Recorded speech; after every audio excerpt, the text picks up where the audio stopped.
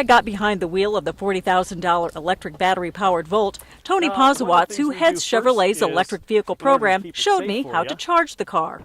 You can't open up your charging port until you hit the button inside the car. Okay. And we'll do that as we speak. And there it is. Okay. After plugging it in, we slid inside so I could get acquainted with the cockpit. Well, the first thing you notice is the car welcomes you. It does. It tells you how much battery range you have. So how do we start it? Foot on the brake. Okay.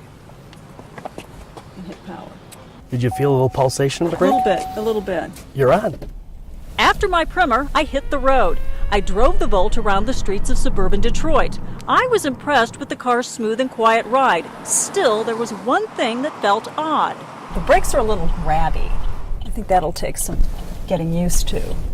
Out on the highway, the Volt easily accelerated to 60 miles an hour. GM says the car can travel between 30 and 50 miles on a single battery charge. I asked Posawatz what might affect the range.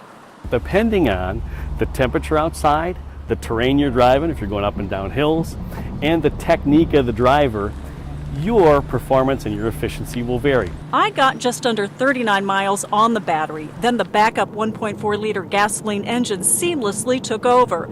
With a full tank, the Volt will go another 300 miles.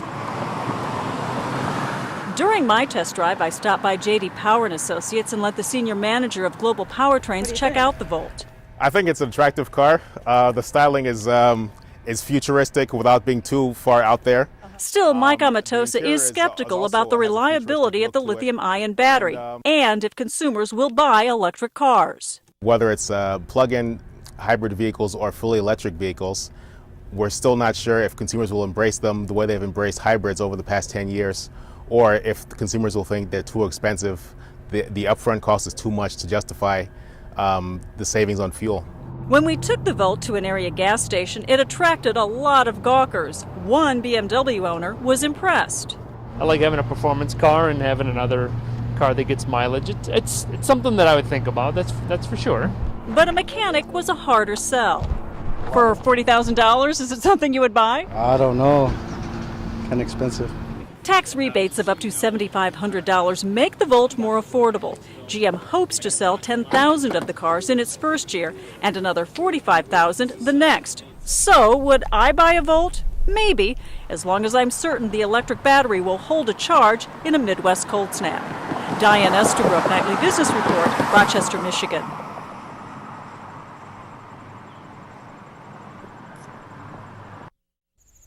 We own all the way back to the Pines here. This is an 80 acres. It goes from the roads all the way back. Buried beneath Sherry Woodsteig's farmland could be the goose that laid the golden egg. Shale runs under most of northern Michigan, and some of it could be rich with natural gas that energy companies couldn't get to until now. That's why Woodsteig got this offer from an oil company to lease the mineral rights under her land for $21,000.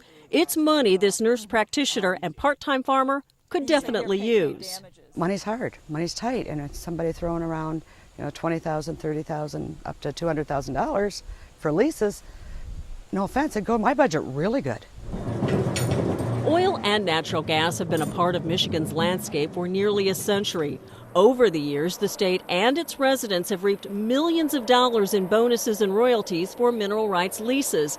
The latest natural gas boom could bring even bigger windfalls, but it could also bring big problems. Leasing mineral rights here in Michigan is a little more complicated than it is in other states because here, property rights and mineral rights are severed. In other words, I might own this parcel of land, but somebody else may own the mineral rights that lie several hundred feet beneath my feet. Jim Clements is a title examiner. He's at the Osceola County Register of Deeds scouring old documents to figure out who owns what in the area. He says during the Depression, many landowners sold their mineral rights to Texas oil barons.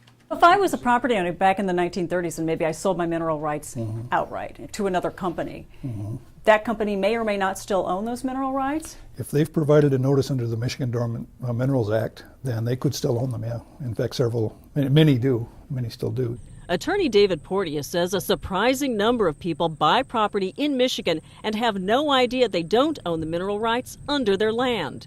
I've certainly have seen many occasions where somebody looks out their window in the morning, they're having a cup of coffee, and they see somebody out there with a survey markers pounding some stakes in their ground.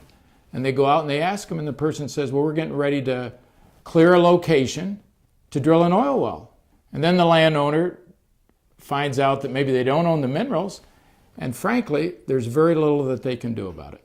Michigan also has something called compulsory pooling. It means if you don't want drilling or production on your property, but everybody around you does, the state can twist your arm. Farmer Larry Gingrich says he was forced to have a nat gas processing station built on his land. The facility's been here more than a decade, and he's still steamed about it. It just sits here. I lost 5 acres of ground. Yeah, I get a little bit of a lease, but if I had my choice, I'd just assume it ain't here. It don't mean nothing, you know. It did not help us out. Some fear another natural gas boom could pit neighbor against neighbor, the haves against the have-nots. Woodsteig and her son Jake have tended this land all of their lives and own their mineral rights. They understand the trouble that could come with more drilling, but they also think it could bring relief to a financially strapped region. Anytime we can get money back and put it back into